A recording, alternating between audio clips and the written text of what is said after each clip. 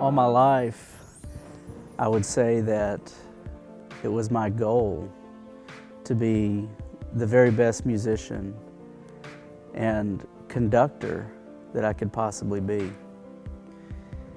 And so I think my preparation through my young age of playing the violin and the many opportunities I had paved the way for me to achieve that.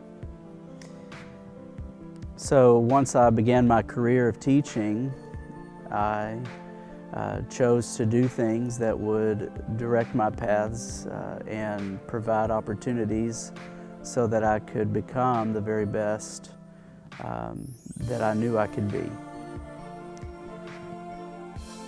During my teaching years, I had many great successes. I was able to travel around the country and perform in some of the best venues the United States has to offer.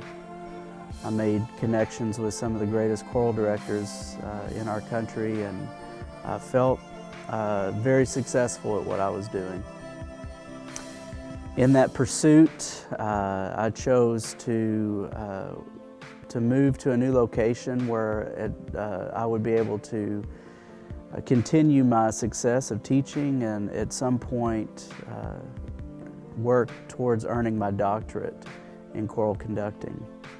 And so it took me and my family to San Antonio, Texas.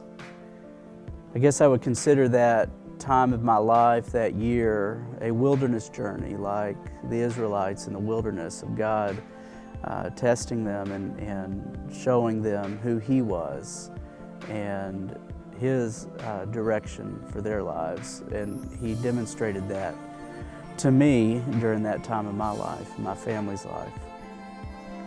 While in San Antonio, God just did a work in my life and in my wife's life and all of my family, and redirected my paths, redirected our paths to pursue full-time ministry in the church.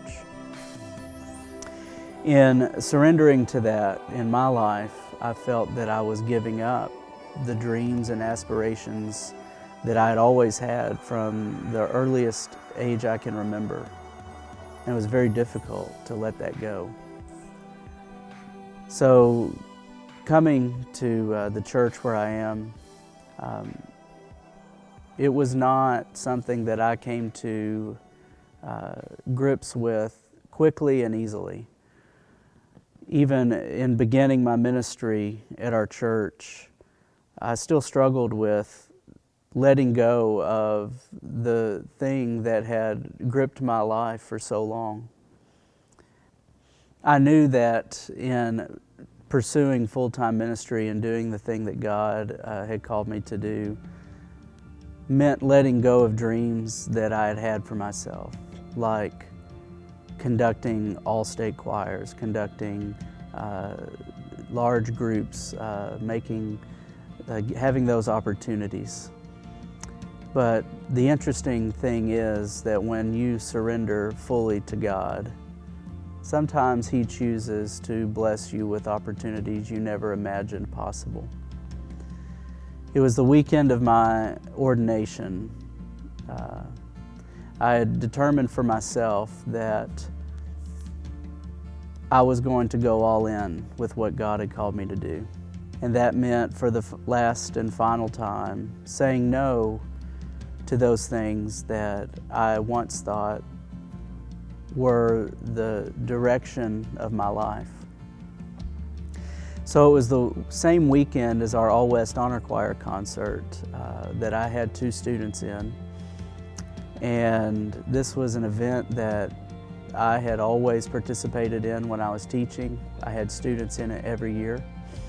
And it was also an event that I had dreams of conducting at some point in my life as I continued to educate myself and become better at what I was doing.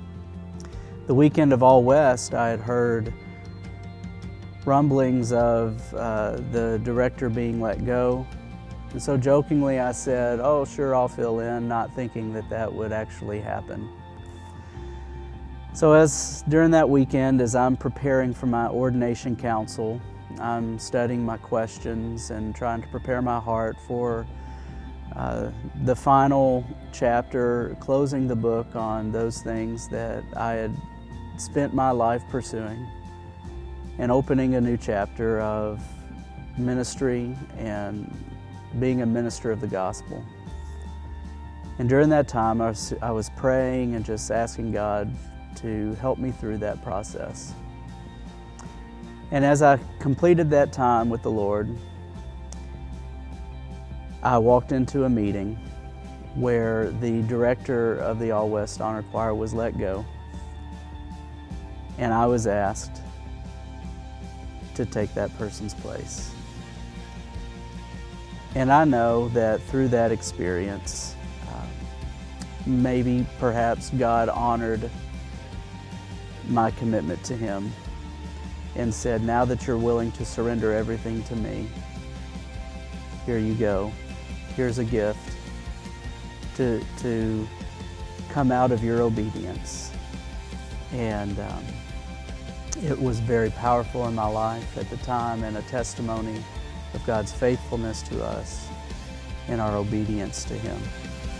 Surrendering that in my life, I realize it's not just a one-time event that happened, but that surrender is daily and it's ongoing.